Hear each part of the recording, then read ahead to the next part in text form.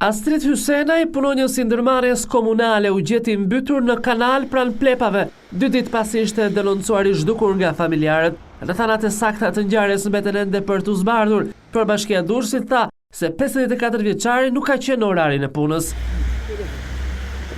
Ndërkohë në Durrës situata mbetet kritike, sidomos në njësitë administrative Sukt dhe Katundiri, ku përmbytja erdhi edhe nga rritja e prurjeve të lumit Erzen, duke rënduar më tej situatën. Emergjencat civile urdhëruan evakuimin e detyrueshëm të banorëve. Siç është shqiptëve, to janë 3 kanale për tu pastruar në skenar, mi pastru ka shumë kohë që se kanë pastru. Ka shumë kohë, ka deri në 2015 me fjalë që ka dalë ujë dikteta, se në pastru kanalet. Këto janë mos ta mi shpia, janë jashtë funksionit, nuk funksionon kanalet, se po të funksionon kanalet nuk bëhet ky nom. Situata është e rëndë, ka plas atje ke varrezët, edhe ka myt këtë lagjen tonë këtu. Ka shtëpia ka shumë në bord. 40 centim. Zona i Shkënetës, Shkozeti, Spitalla po vuajnë pasojat e përmbytjes së 2 ditëve më parë. Po vinë edhe urat e zeza nga toaleti brenda ka hyrë brenda. 30 cm kam, i kam me fakt. Orendim mrena gjërat, gjithë gjërat, ja. Shikom si jam. Të vetëm të vdesim si kafshtu. S'ka zgjidhje tjetër. Në terren shihen kanalet kullues të bllokuara nga inertet, dherat dhe mbetje urbane, në vend që të përcjellin ujin drejt detit, ato janë kthyer në bariera pritëse. Kanali madh që pret gjithë ujët e kodrave, ai nuk shkarkon me rrjedhë lirë, por hedh në hidrovor. Ku është bashkia këtu?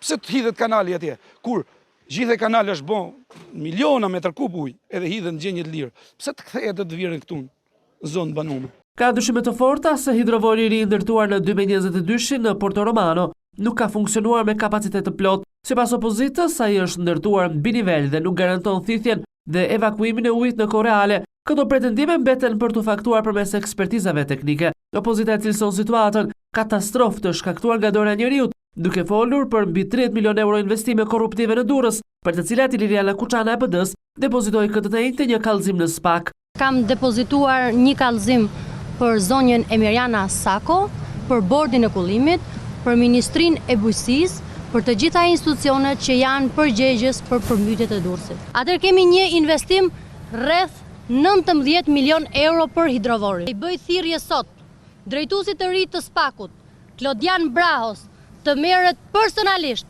dhe të merret seriozisht me këtë kallëzim. Në ditën e tretë të përmbytjeve në Durrës përllogëriten mbi 1.000 banesa të përmbytura, 335 biznese të dëmtuara. Po kështu, mbi 350 banor janë evakuuar dhe po strehohen përkohësisht në konvaleshencë.